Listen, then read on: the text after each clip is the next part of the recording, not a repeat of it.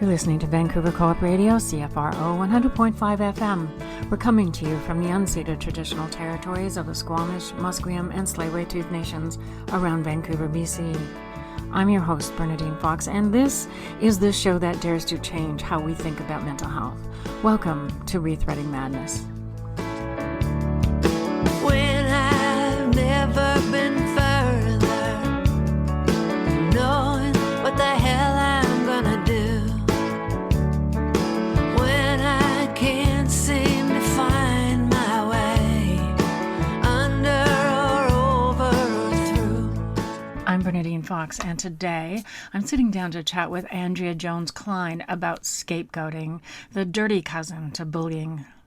Andrea is an MA candidate at the University of Victoria. She lives in Midwestern USA and is a policy and technical assistance coordinator working on tobacco policy within a health authority.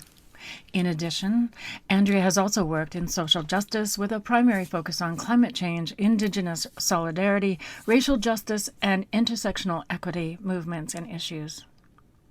Scapegoating was first mentioned in the Bible. Back then, there was a practice where a pair of goats were used to release people from their sins.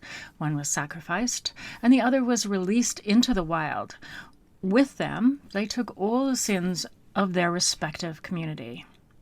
Today we see this play out where one person has been designated by a group as responsible for all the wrongdoings, mistakes, or faults of others. A scapegoat is usually an easy target that allows others to sidestep being responsible for their own actions. Most often, the scapegoat is someone who is different, an outsider. They can be an adult, child, sibling, employee, peer, or an ethnic, political, or religious group or country.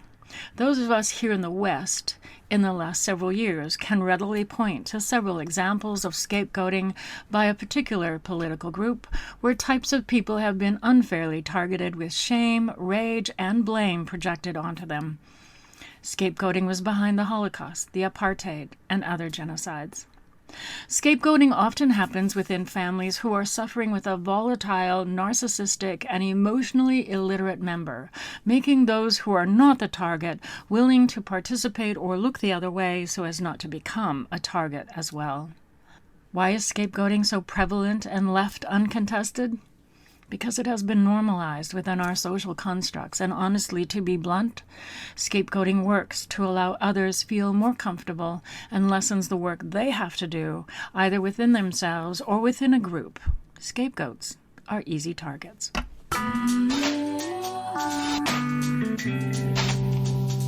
The Downtown East Side Women's Center has been helping self-identified women and their children for decades, but today, the DEWC needs your help. Due to the COVID-19 crisis, the center has had to cancel its annual in-person fundraisers, depriving the center of crucial financial resources. Services such as hot meals, clothing, showers, and secure mailboxes are now in jeopardy. To find out how you can help the Downtown East Side Women's Center, please visit their website at dewc.ca. That's dewc.ca. You're listening to Rethreading Madness on Vancouver Co-op Radio, CFRO 100.5 FM. I'm Bernadine Fox, and with me is Andrea Jones-Klein. Welcome, Andrea, to the show. Thank you. We're here to talk about scapegoating. Scapegoating happens in all walks of life. It happens with our friends, it happens in our families, it happens at work. It's kind of ingrained, I think, in our social construct and probably all forms of our social and all levels of our social construct. What is your understanding of what scapegoating is from your layman's perspective? Well, scapegoating, I believe how it's understood to be is when a person in some sort of family group or workplace or really any sort of social group setting is blamed for any problems in that setting and kind of held accountable for things that are not really their responsibility. And I think it can also come with expectations of behavior that have not been made clear, have not been laid out, that the person hasn't been informed of. And then, when things go wrong, then really easy to blame a person for things they never knew in the first place. But basically, it means one person is taking the blame for issues in a whole group, Right. detracting from the fundamental issues of the group itself, the structure and any leadership present. Yeah, and I think historically, if we go back, scapegoating, the idea of scapegoating goes way, way, way, way back to, oh God, biblical times where a pair of goats were released into the wilderness, and the point of it was to take all the sins and impurities, and or sacrifice to basically take the sins of the group. And so scapegoating comes from that idea that one person ends up being blamed for everything that goes on. And I, just to be completely upfront, I certainly was the scapegoat in my family. So I understand it from a very personal perspective. I think at one point I was blamed for my father's gray hair when he was in his 60s, things like that. Oh yeah, I was blamed for 2 of my father's divorces, even though I barely was present during either of them. Yes.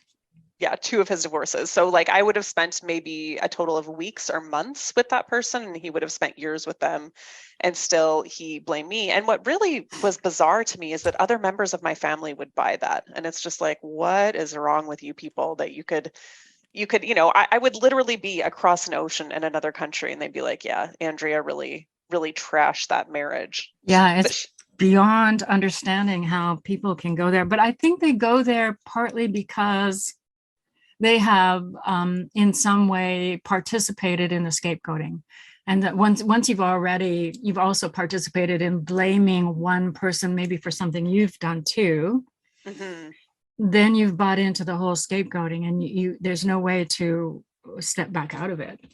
That's Yeah, my sense of it. So I think a really common practice in my family is that they, when things get difficult, they circle the wagons to exclude me and then just have their own thing going on, yeah, and yeah. that's happened a lot over the years. And I've recently moved to be close to, I wanted to be close to my mother. My brother is here as well. The motivation was to be close to my mom, who is pushing 80, and I did not feel that she was totally safe out here in my brother's relative care. They don't live together, but she lives in a property that he owns. And so I made the difficult decision to leave a really great place and come to a really not so great place, because I just felt like over my dead body is my mom gonna, be neglected or abused in the last phase of her life. And Yep. kind of some of that is going on now. I'm taking a stand because I require accommodations for a very severe invisible disability that I have. And my brother, who is the patriarch of the family now and who is a very unwell person, has decided that my very real, legitimate, diagnosed physical illnesses and accompanying disabilities are just all in my head. It's just all mental illness. I'm just making it up to try to control the family, which is weird because he controls the family all the time. And he has so much power in this family that people are just siding with him because it's much easier to side with him than to actually take a stand, because he's absolutely awful and ferocious when people disagree with him. He's deeply, deeply unstable, but I am the one who gets blamed for the family condition. Right. I would imagine even if your disability wasn't invisible, he'd still suggest you were making it up, just because that's kind of how this whole issue goes, right? So even if you were in a wheelchair, you would be malingering or, making it up or wallowing or something. What is your understanding? You have a really wonderful way of describing scapegoating in terms of white supremacy culture and everything. And I was hoping that you could talk a little bit about that. I just feel that it's often tied in with not only white supremacy culture, but any form of oppression can be kind of wielded along with, the power that comes with scapegoating. In my family, it's misogyny.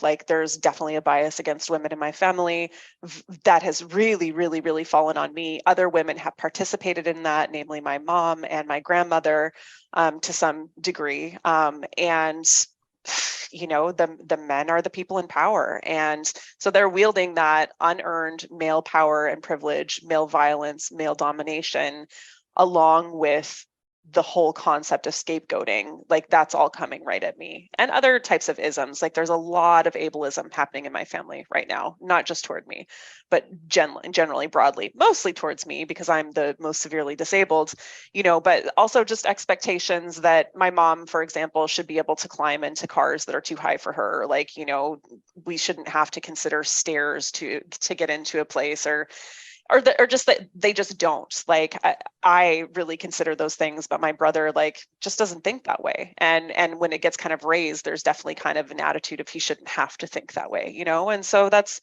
a few different kinds of isms right there. Also, I'm going to say capitalism, like just nothing trumps the almighty dollar and importance of working in my family. So, that can kind of intersect with other isms in terms of, with my disability, if I can't work, I can't produce, I don't want to maniacally garden all summer long as one example, then that's me just being kind of unproductive and lazy and just kind of lesser than everyone else, rather than me having boundaries and wanting to pace myself and not wanting to work all the time type thing. Yes. In a working environment, and this can happen in families as well, I feel like scapegoating can accompany white supremacy culture in terms of you're expected to just know what you're supposed to do when you show up without any training. Like there won't be a lot of guidance or mentorship or leadership around new things. Just you'll get in trouble when you don't do them correctly. And I think that certainly kind of happens in families as well. And it happens in mine. There's never a conversation of like, hey, Andrea, this crusty exterior you've built up to protect yourself from us, like we don't really like that. And of course I wouldn't have said that way, but just, hey, Andrea, we don't love your attitude. Here's how we'd like for you to talk. Like there was no modeling of like proper behavior, just, it would just build and build and build and build and build until someone exploded on me. And I didn't even know what I'd been doing. That happened several times in my childhood. There was also a time where my brother threatened me. And my brother was physically violent with me throughout most of my childhood. Some people would call it wrestling. It went way beyond that. It went way beyond that into threatening me with weapons one summer that had been purchased for him at the Army and Navy store, a whip and a machete. And he threatened me one time when we were staying with my grandparents. And I told my grandmother, and she said, "You're lying. I don't believe you." And I absolutely was not lying. And that was a real eye opener for me. That was just like, whoa, okay, like this family they're about my brother here. That's who they're about. And that's who they're going to be protecting. And it doesn't matter. I could tell the absolute truth about his behavior, but he played the game so well with them. He manipulated them because he would be a very different person around them than he was when we were on our own. And not to say that there were never any good moments between us growing up. There were a handful, but by and large, he was very domineering, really nasty to me, and really pretty awful through most of his childhood. I think it got a bit better when he was in his later high school years and thereafter, but yeah, he's been real nasty to me my whole life. Definitely my first bully, my first abuser.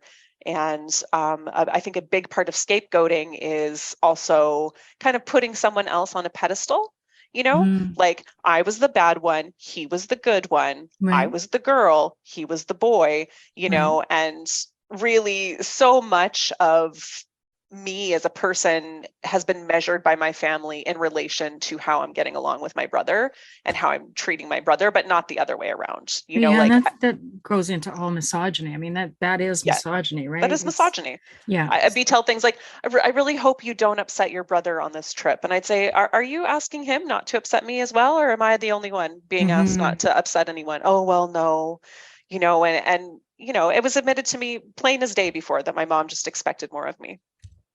She just said that she expected more of me.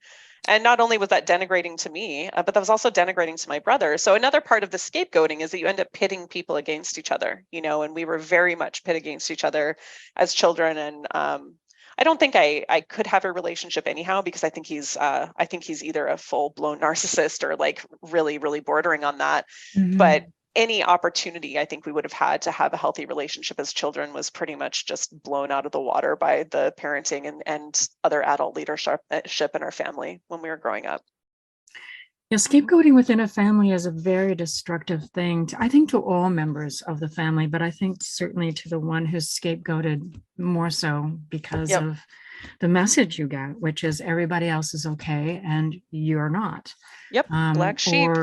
Black sheep, but also you're responsible. And when you're a little kid being told you're responsible, you end up trying to figure out how not to be, or how not, or how to fix whatever it is you're screwing up, even though you're not. And so you end up on this sort of mythical journey trying to figure out how to fix something you can't possibly fix, so that you'll be a part of the group, or loved in the same way, or whatever. And having your siblings figure out that they can blame you as well. So it really is the entire family sort of participating in this thing that is really damaging to one person. Yeah, and it very much was my whole family, and not to say that I wasn't a difficult child.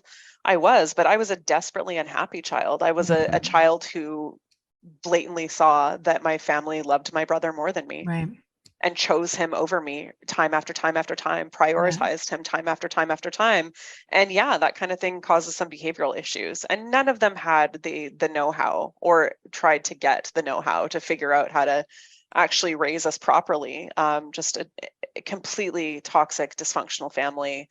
And even though most of my dad's side of the family, in fact, all of my dad's side of the family, except for us kids, is dead now, those family dynamics have persisted. And my brother is really carrying the torch in terms of scapegoating me and placing all the blame on me, especially for his own behavior.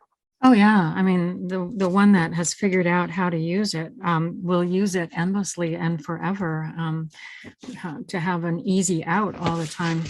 I mean, really, that's sort of like the golden way of living. I can do whatever I want, and you're always to blame for it.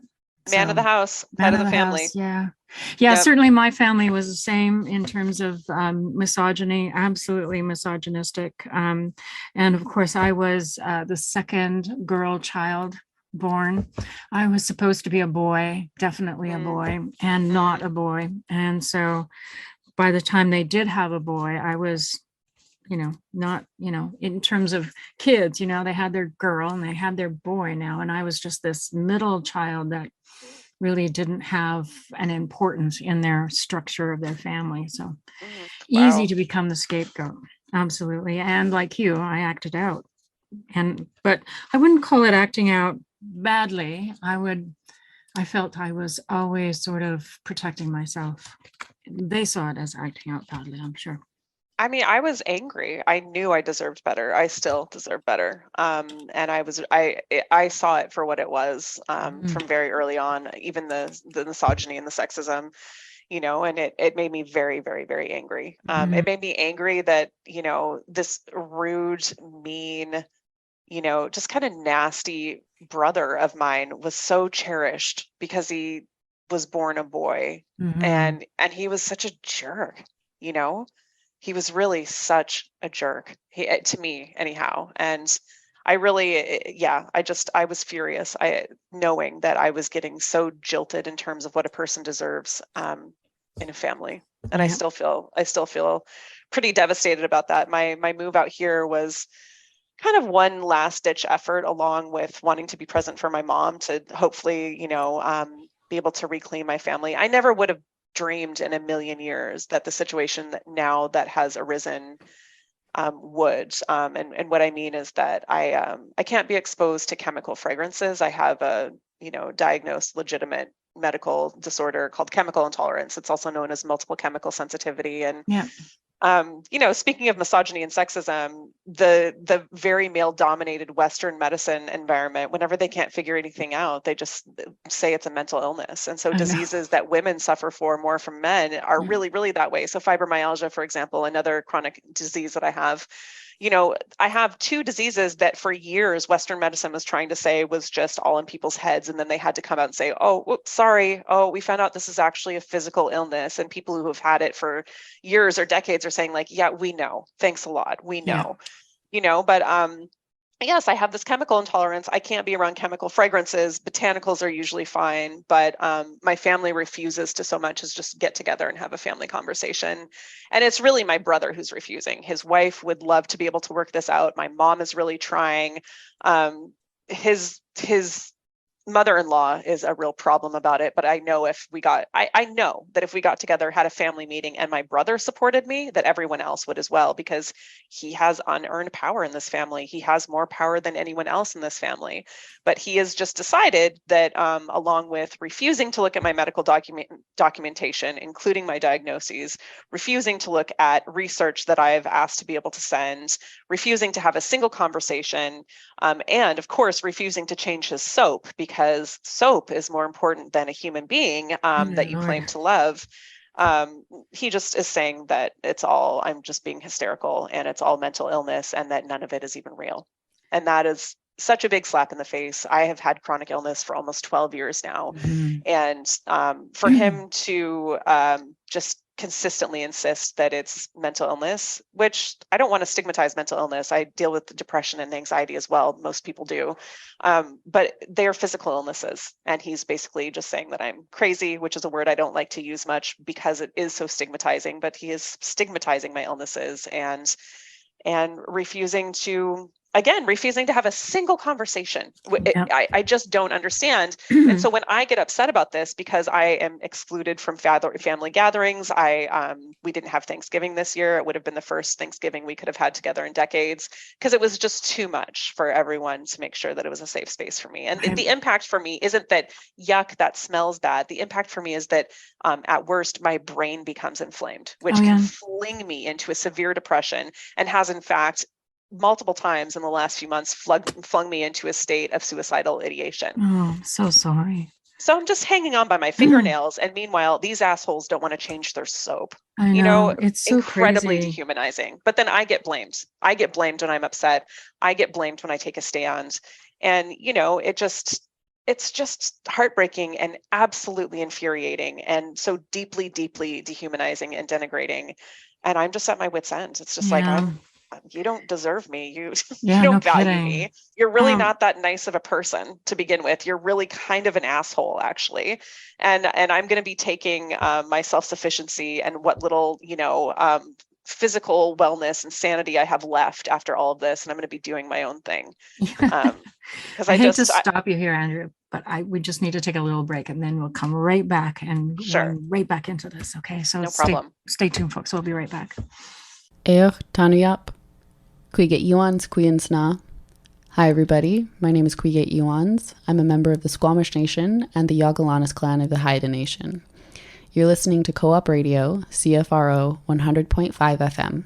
We live, work, play, and broadcast from the traditional, ancestral, and unceded territories of the Musqueam, Squamish, and Tsleil-Waututh Nations. You're listening to Rethreading Madness on Vancouver Co-op Radio, CFRO 100.5 FM. I'm Bernadine Fox, and I'm talking with Andrea Jones-Klein about scapegoating.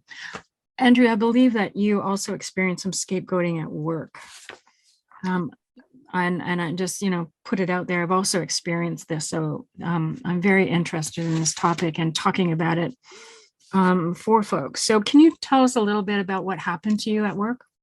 Well, I don't want to get too particular into details, but what I will say is that what I was saying earlier about white supremacy culture and just being expected to show up in a job, not be trained, know exactly what to do, know exactly how to behave, know exactly what their brand of professionalism is, and kind of this idea that there's only one right way to do things. And of course, like hierarchy absolutely plays into scapegoating, because you're always at the bottom of the hierarchy as a scapegoat, and someone higher than you or levels of people higher than you are wielding all kinds of power against you. But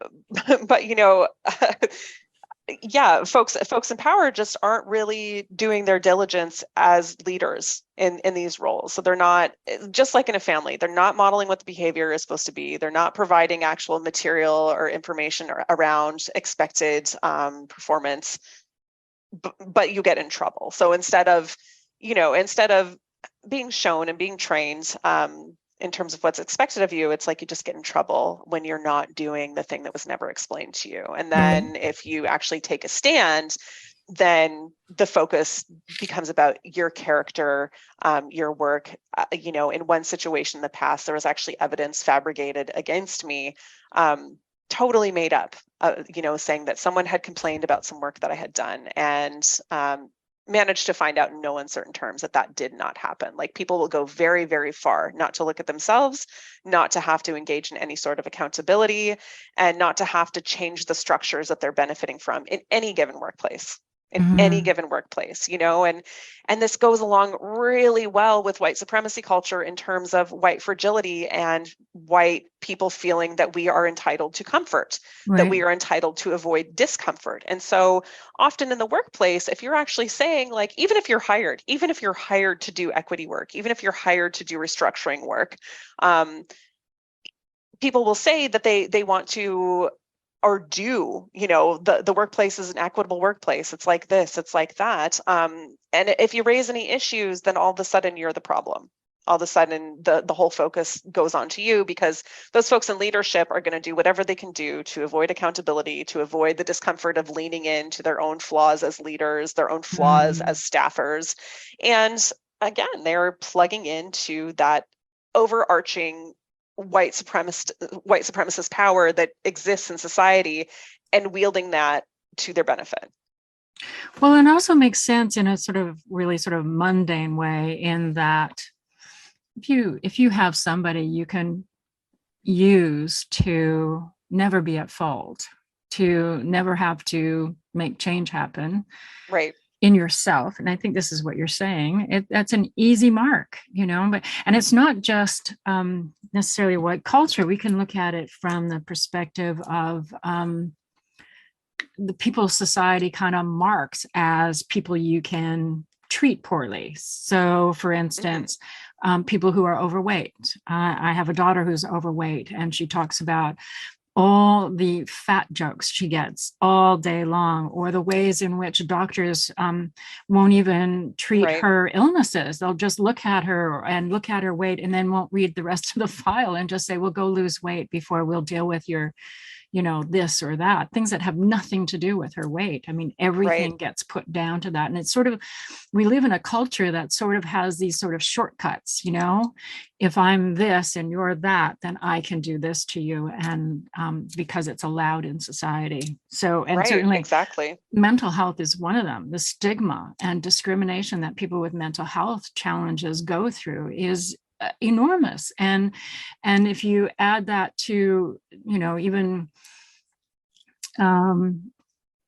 things that are illegal, things that are done that are illegal, it's really hard for somebody with a mental health challenge to be taken seriously, because the world thinks, well, they're crazy. We can't trust anything they say because they're crazy, right? And so it ties into that. The scapegoating in the workplace is, I don't know, does it go down to those levels of, are you a smoker? Are you overweight?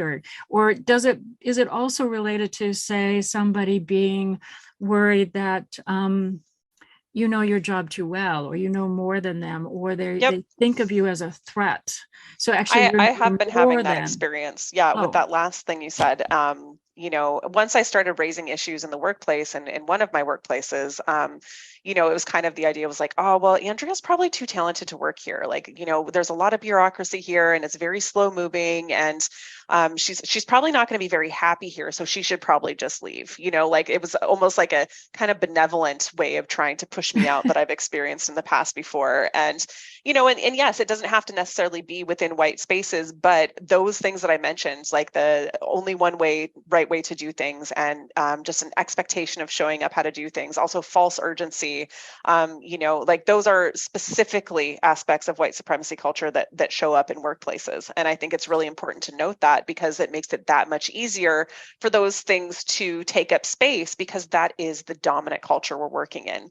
So it's not like, oh, I'm just pushing back against bad behavior in the workplace. Like, no, I'm pushing back against a structure, an axis of oppression that is present throughout the world and society. And that is a way bigger deal than just pushing back against, I don't know, something more trivial in the workplace that's also problematic. When it is linked to structural power, to historical, power imbalance, it's much harder to address. And it's much harder for people to be honest with themselves about if they're propagating it, because, there's this idea that, like, good people can't do bad things. And there's this false binary about, like, well, I'm a good person, so I couldn't possibly have perpetuated scapegoating, white supremacy culture, like whatever, because I'm a good person. When the reality is good people do nasty things all the time.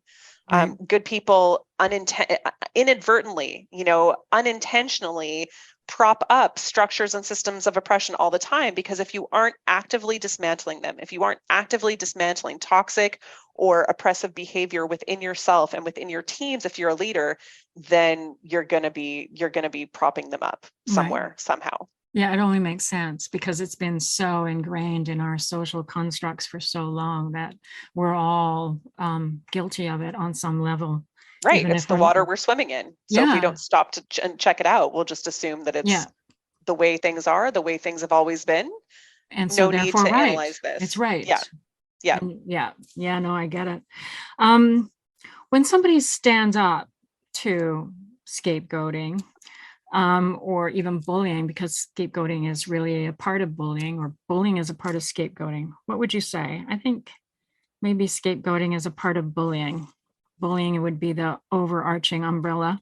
When somebody stands up to it, what happens? You're describing in some ways you've been standing up to it, both with your brother and at work. What happened to you? Well, just want to indicate also that I'm not speaking of my workplace now. I'm speaking of workplaces in the past. I just want to be really clear about that. Thank you. But, generally what happens in any sort of social group, whether that's a workplace, a family group, like some sort of community group, when there is a power imbalance that is serving someone, that someone else challenges, whether they recognize this is a direct challenge to my power or not, it is. And people will feel that on some level of themselves, whether or not they literally consciously recognize that. So what people tend to do is then power block. They try to establish blocks of power with other people, especially people that are higher up than them, if that is possible, to then build more power in their side of things than the other person will have on their side of things. And so you might have coworkers who are bringing in supervisors that they know will be friendly, or are also biased in that way, or have been friendly to these issues in the past, or whatever.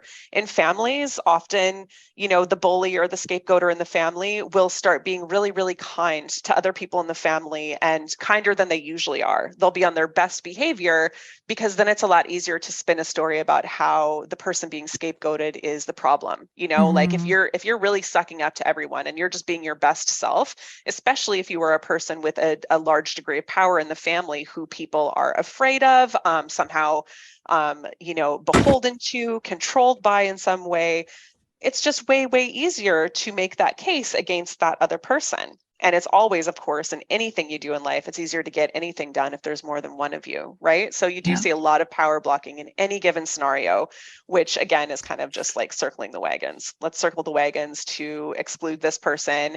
We'll all start protecting each other, but this person's out. So you get in-group, out-group behavior, regardless of the setting. And so then everything kind of intensifies for the person that's been scapegoated. So an opportunity to stand up, or the act of standing up, which can be very frightening in some cases, actually ends up becoming more of a problem. It just becomes, you end up in a bigger problem than you were before you stood up. Oh, every time. Whenever you take a stand for yourself, it gets worse. Yeah. Before it gets better, if it gets better. And the if, it could be months or years down the road, depending on the situation, depending upon the setting. And it often doesn't get better. I'm going to take a little break now. What I'd like to do is come back and talk about what folks can do about it. And we may not have all the answers here, but let's talk about what's the impact of being scapegoated and what might we be able to do about it. So we'll be right back, folks. Don't go away. Are you a renter in Vancouver, wondering how you'll be able to pay rent during the pandemic? Are you worried about rent debt or the possibility you might be evicted from your home? The Vancouver Tenants Union has your back. They have been very busy during the COVID-19 crisis, trying to effect legislative change that protects renters all over the city from rent debt, rent increases, and eviction. Find out how you can be involved by visiting their website at vancouvertenantsunion.ca or send them an email at tenantsunion.yvr@gmail.com. You're listening to Rethreading Madness on Vancouver Co-op Radio, CFRO 100.5 FM. I'm Bernadine Fox, and I'm chatting with Andrea Jones-Klein about scapegoating and what it is and how it impacts us. And most importantly, right now, I want to talk about how it impacted you, Andrea. You talked about being in a position before where you were being scapegoated at work and certainly in your family itself. How did being scapegoated impact on you? From the family sense, I think it's fair to say that it really shaped my life. It turned me into a person. It's hard for me to get close to people. I find romantic relationships basically impossible. I cannot choose a healthy partner to save my life. And it might be because I can't attract a healthy partner. I tend to attract pretty toxic, dysfunctional, kind of broken people, sadly. And it can even be people that both of us have done a ton of work on ourselves, and it just ends up to be a pretty toxic, bad situation, you know? So I don't know that I'll be really pursuing romantic relationships too much more in my life, because I don't seem to be able, despite many, many years of therapy and being a very kind, loving person with a big heart, I just don't seem to be able to have a healthy relationship that isn't super damaging. And that all goes back to my family of origin. I absolutely associate love with abuse and love with toxicity. And, you know, that is in my subconscious, that is in my nervous system, that is in the very fibers of my being. It's and in so your neural pathways, I would imagine. it is. Yeah. It is, you know, and so that's really tough for me. That I think that's been the hardest part for me, is that I just really struggle with being close to people. It can be that way in friendships as well, not too much, but generally I just can't really be in groups of more than like 5 people and still feel comfortable. And I don't know if that's entirely because of the scapegoating, but I mean, it's after a while, it's pretty tough to pick apart the things that you unpack from a traumatic past. Like my trauma starts actually before I was born, and it really continues a lot on the day I was born, a lot in my first few months of life, and doesn't really stop, unfortunately. So at this point, my nervous system is trashed. It's absolutely trashed, and it's really impacting my ability to live my life. And so whenever there's the stress of the kind of discrimination that comes with scapegoating, it's very triggering for me on a physical and emotional, psychological level. Really, really, really impacts my health. Any sort of bullying or, you know, expectations of perfection without explanation or training, it's deeply, deeply destabilizing for me. And, you know, so it can cause all kinds of health issues, like all kinds of nervous system impacts, so any sensory, anything at all, can become then difficult or even dangerous for me in the case of fragrances, as one example. You know, and the mental health impacts are tough. Just it's a lot of physical, mental, and social health impacts, I would say, overall. Yeah, that sounds devastating to one's life. Honestly, this whole idea that, you know, you just go to therapy and you can figure out your trauma and you'll be fine. You'll sort of the sort of fantasy that you'll be normal. I don't know why people say that, because I don't think one person's normal is another person's normal, and I'm not sure there is a normal. And certainly if you've been traumatized, it doesn't go away. It just becomes a part of your personage. And certainly for you, it sounds like, you know, that whole idea that you go find your pre-trauma person. Clearly for you, there is no pre-trauma personage. Nope. There is just trauma. And so you are hyped for trauma, and built for it in some ways, trying to live a life without it. That's very difficult. Well, and I think the flip side of that is if the fight is worth fighting, I don't back down. You know, and I have certainly been a part of major overhauls of organizations in the past where a toxic workplace was present, because I don't back down.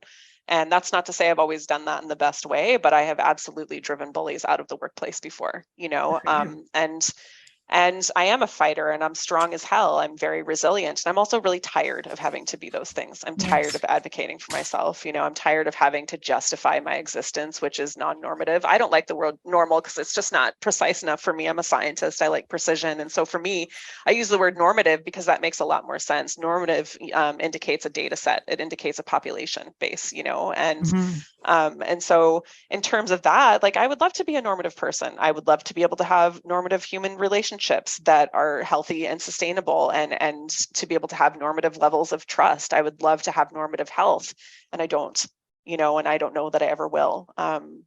I think I'm at a point in my life, I'm 44 and these mid 40s are a real trip. Like, it's just like, whoa, it's like, my body had a lot of issues before and now it's just flat out. Like it is just going rogue at this point. And so like, and that's anything from like increased chronic illnesses to like these eyebrows. Like, what is happening with my eyebrows? Like, what does that smell? Sometimes I'm like, what is that me? Did I make this smell? But I'm also getting to a point where I'm kind of refusing to invest in people who, well, I am at this point, I'm abjectly refusing to invest or even spend any time around at this point people who are not in solidarity with me. And I've been that way on a social level for a little while now, but in terms of like a family level and a professional level, I am refusing to engage with people who are not in solidarity with me. Right. I'm demanding in the workplace, I'm demanding solidarity around my health issues. And luckily in the workplace I'm in now, I'm actually really being met in that way. I have experienced more fragrant solidarity from people in my present workplace, for example, than I've ever experienced in the several years that I've had this, to the point that one of my coworkers, we recently got together for a retreat, which it's a lot for a person with 5 chronic illnesses as severe as mine to like pack up and go to a retreat somewhere else in the state. But it also was like, oh, good, I can just kind of like live life a little bit, and found a place that was basically fragrance free, enough that I could stand it. And my whole team that showed up, like all 20 people, really went the distance to make sure that they were acting in fragrant solidarity with me, to the point that one of my colleagues made her whole family decontaminate from fragrances for the week before the retreat. Oh my Lord, that is absolutely amazing. Way to go. It was amazing. And so here I am a week later, I'm like, I'm moving to that town. And also I'm not going to accept anything else from any less, because of people who have never met me in real life before, have only met me on Zoom, or people who are mostly total strangers to me. If they can go that distance, then there's really no excuse for anyone else. There's really no excuse. And so now I'm thinking for myself, like, I badly, desperately want a family. Maybe I should go out and make my own. Like, maybe I should foster queer kids, or maybe I should foster, kids who are chronically ill or who are like me in some way, like kids who have just had a raw deal. And let's face it, most kids in foster care, are like that. But I do feel capable of having a really healthy relationship in that way, because I've done a lot of childcare in my life. And it's like, if I want a family so bad and I have this big open gaping wound where my family should be, maybe it's time for me to just kind of cut and run and make my own, That sounds good.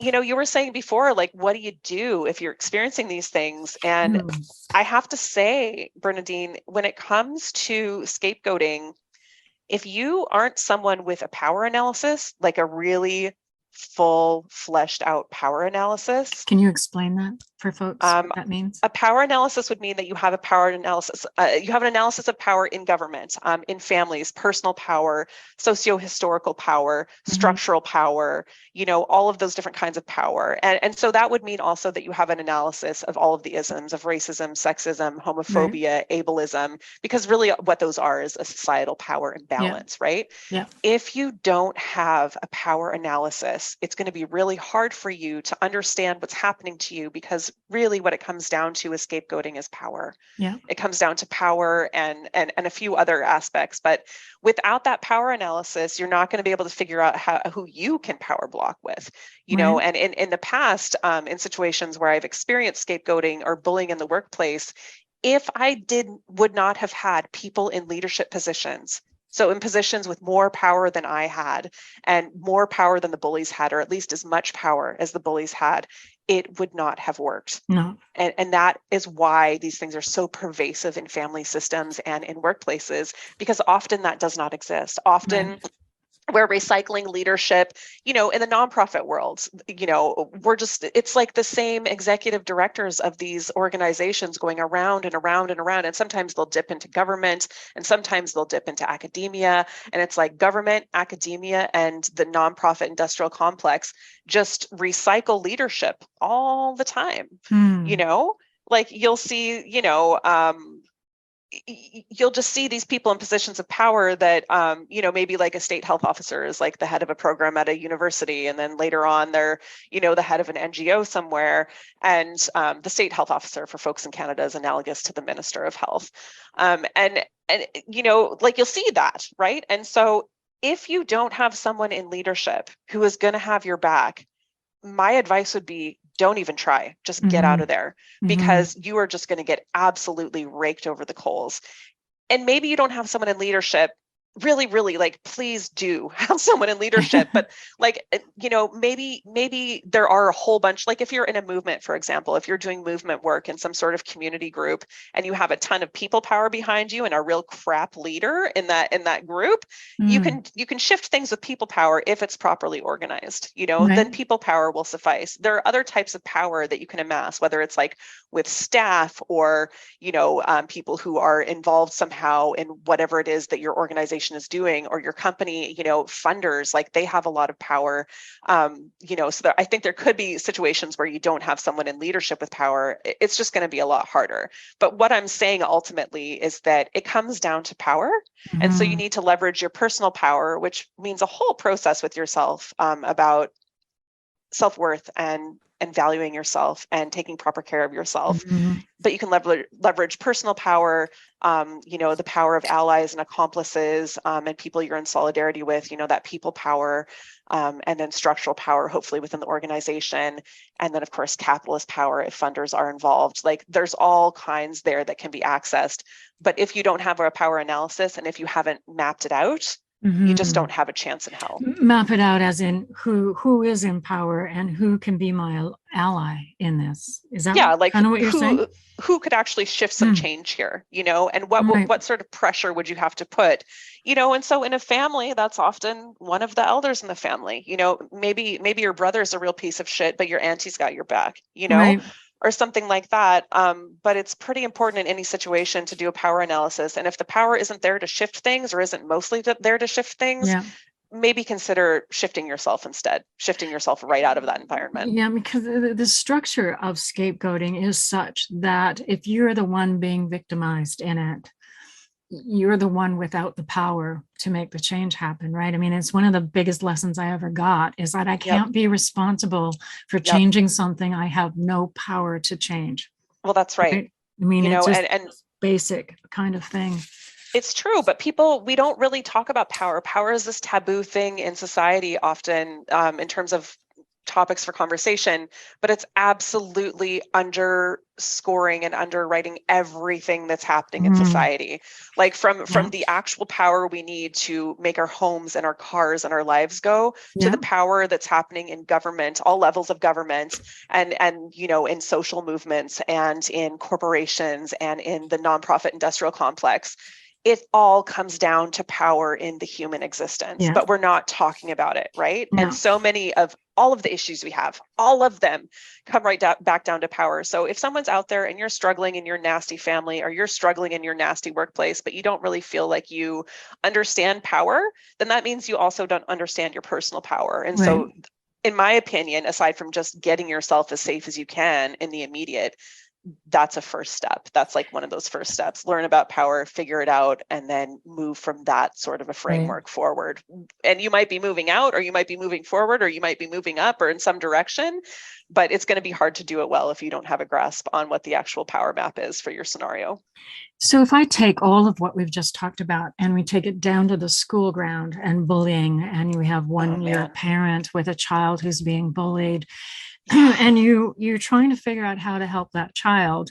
The first thing you need to do is figure out who's got the power to help you with your child. But if nobody is helping you with that child and nobody is stopping the bullying, my opinion has been always take your child out of school. Get them out of there, because bullying is so hard on kids in their formative years. Get them to another school, figure it out, but don't leave them in that situation if it's not changing. Yeah, I was very badly bullied in school. I'm so and that sorry. was, thank you. That was way before Pink Shirt Day. It was way before any of that. It was before bullying was really even much of a conversation. We knew it was bullying.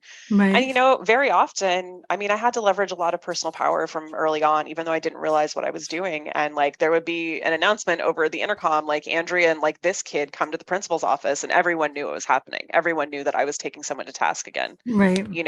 And I had to do that. And I guess that's the importance of equitable policy. I had to do that over and over and over and over again in junior high and high school until finally around junior, senior year, people just left me alone. Right.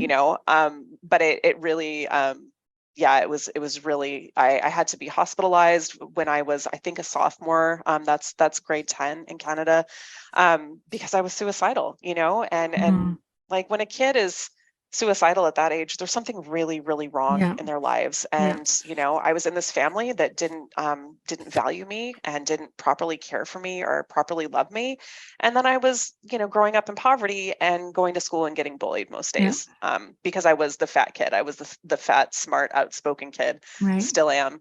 And the thing is, Bravo.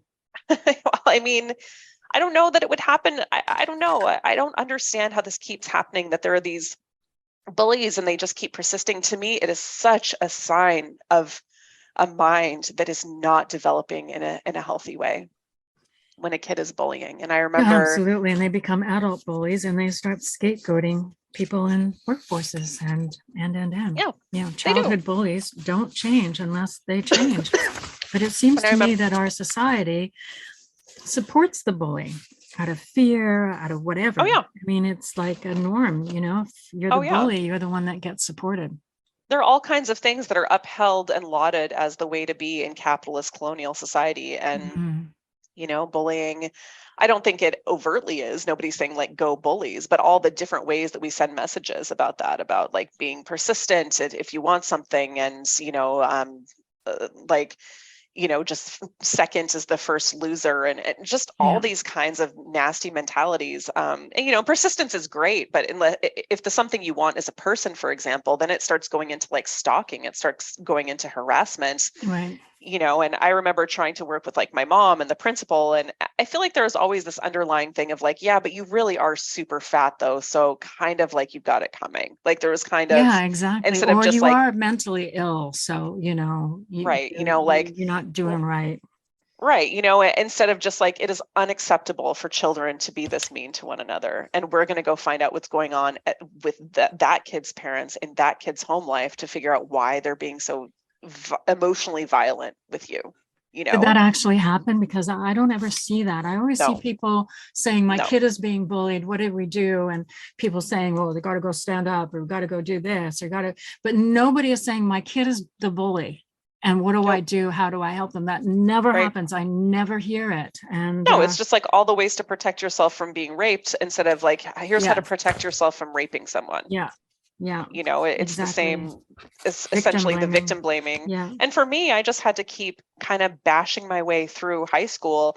And the impact on that for me of being bullied so much through school and having such a hard childhood was that I avoided post-secondary like the plague. I didn't want anything to do with school. So I didn't end up getting my bachelor's degree until I was 40, 41, 42 years old.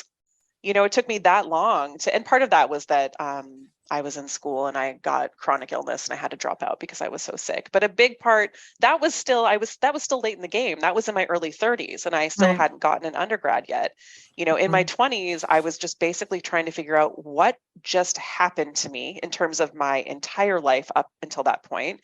I was really unpacking how very, very unwell and toxic my family was and what I had been subjected to. And, just trying to like get my feet underneath me after having survived my childhood. And so most of my 20s was a lot of therapy, a lot of mental illness as a result of all of that, a lot of trying to stop hating myself, to be quite honest. Yeah, And so I am, thanks. I'm very much a late bloomer, and I kind of have like a sweet spot for the whole concept of late blooming because, some of us, it takes us into our mid 30s to be able to even move on in a healthy way from what we've survived growing up as children. Yeah, I agree. We take so much time just to undo. Yep. Yeah, sometimes most of my listeners know that I come from a very, very traumatic childhood. And I often wonder, where would I have been had I not had to take so much of my adult life just, surviving and getting past what was done to me as a child? It's same. I think the same thing, and some days are better than others for sure. Right now I'm in a real rough spot in my life. And so I'm really struggling with that, and I think something else though is like, there's kind of like almost this trauma porn that happens, like we're mined for our trauma and then we're so inspirational to people. I know. I really don't need to be anyone's inspiration, quite frankly. I like being motivating for people. If it's going to motivate them to actually do something to impact the things that I've survived, sure. But at this point, I don't want to hear that I'm strong. I don't want to hear that I'm resilient. I don't want to hear that I'm inspiring. I don't want to have to be any of those things. I just want to be able to be a healthy, happy person. And I'm never going to be healthy again. I'll have healthy habits. I might have good blood draws, but in terms of not being sick and in pain every day, that's never happening for me again. So I don't really want to be someone's inspirational t-shirt because that's my life. That's my trauma. I just, there's just been so much of that toxic positivity. You got to turn everything into a positive. Some things aren't a positive. Some things are just tragic. Thank you so much for coming and having this chat with me. You're brilliant. And thank you for sharing that brilliance with my audience. Oh, well, thank you so much. That is a huge compliment. And thank you for the work you do. It's so important to get these ideas out there. It is. I agree. Okay. Talk to you soon. Take good care. Thanks. Thank you. You're listening to Vancouver Co-op Radio, CFRO 100.5 FM. I'm Bernadine Fox, and I have been chatting with Andrea Jones-Klein about scapegoating. Once we understand the mechanism of scapegoating, we can easily identify who is most commonly scapegoated. These include people who are overweight, people who are not part of the dominant race, the woman in a misogynistic society, people who are other because of religious affiliation, family status, gender or sexual orientation, and sometimes age. And from that, we can see how discrimination and bullying and scapegoating all intersect with each other. Those of us who live with mental health challenges understand all of this firsthand. When those in power dehumanize others, it's easier to treat them with less compassion. Historically, those who live with mental health challenges have suffered from torturous physical and emotional treatment. Today, it's not uncommon to hear trauma being inflicted on us during wellness checks or while working with a therapist or psychiatrist or while in a professional setting. The discrimination that mental health consumers face is extraordinary and yet has been so normalized as to have often become invisible to the larger group, as if it is a matter of course. If you are just a DSM classification, particularly one that has been deemed a problem such as borderline or one that has been misrepresented in popular culture, then it becomes easier for folks to devalue your personage, making you in their eyes less than human and of no regard. Being a scapegoat is lonely on so many levels.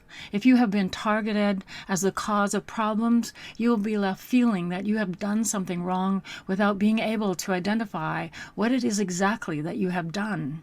You may feel innately flawed, and in this way, you may end up blaming yourself just as others do. However, you will be unable to remedy this situation because you have no power to change something you are not responsible for creating. If you have been scapegoated repeatedly by different groups, family, work environments, mental health organizations, and you have had to feel the projected anger and aggression of the dominant group around you, it becomes easy to believe that you are indeed the problem. But scapegoating never solves a problem. It deepens it, props it up as normal when it's not, and leaves all of us in a precarious position. For those who were scapegoated in their family of origin, the impact it has on their whole life is often emulated repeatedly. Having been groomed within a situation that was normalized, it becomes hard to see that same abusive pattern happening in their adult life. But once we are able to identify what is occurring in our lives, we can begin to address the feelings of loneliness, shame, fear, and betrayal that come with being unduly targeted. We can find relationships beyond the abusive group and resources to be able to gain support for a much healthier life away from those who find scapegoating an easy out. My thanks to Andrea Jones-Klein for coming and having this conversation with us, and to Sherry Ulrich for the gift of her music. But as always, my thanks goes out to you for joining us today. Stay safe out there. You've just listened to Rethreading Madness, where we dare to change how we think about mental health. We air live on Vancouver Co-op Radio, CFRO 100.5 FM, every Tuesday at 5 p.m. or online at coopradio.org. If you have questions or feedback about this program, or want to share your story, or have something to say to us, we want to hear from you. You can reach us by email, rethreadingmadness@coopradio.org. This is Bernadine Fox. We'll be back next week. Until then.